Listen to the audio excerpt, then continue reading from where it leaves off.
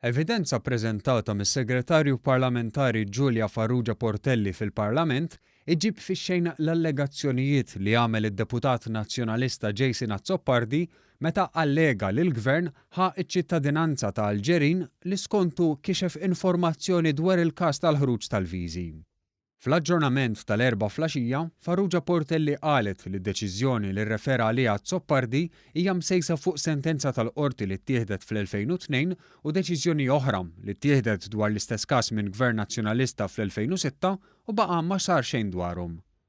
Qalet li l-Aġenzija Identity Malta għandha s-seta tibda l-proċess biex tneħħi ċ-ċittadinanza Maltija ta' persuna għal bosta raġunijiet fosthom żwiġijiet ta' konvenjenza bejn Maltin u barranin kif propju ġara fil-każ li rrefera għalih Azzopardi. Waqt li talbet lil Azzopardi biex jirtira l-allegazzjonijiet li għamel it-tlieta fil-Parlament, spjegat li għall-kuntrarju ta' dak li qal Azzopardi hija gidba li l-Gvern ħadd ċittadinanza ta' ċertu Abderrahman Fezuin. Hawnhekk żvelat dokument tal-2006 li sar fi żmien Gvern Nazzjonalista li juri li Fezuin kien fost 19 persuna li rriżulta li ħadu ċ-ċittadinanza bi żwieġ ta' konvenjenza. Staqsiet għaliex Gvern Nazzjonalista ma ħax azzjoni u sostniet li dak li Gvern m'għamilx f'21 sena qiegħed jagħmlu dan il-Gvern.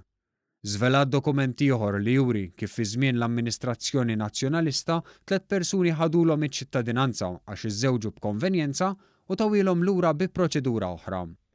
Is-Segretarju Parlamentari sostniet li dan hu każ ieħor tipiku fejn Gvern Nazzjonalista raqat jew beża jieħu d-deċiżjonijiet fuq suġġetti daqstant importanti bħaċ-ċittadinanza.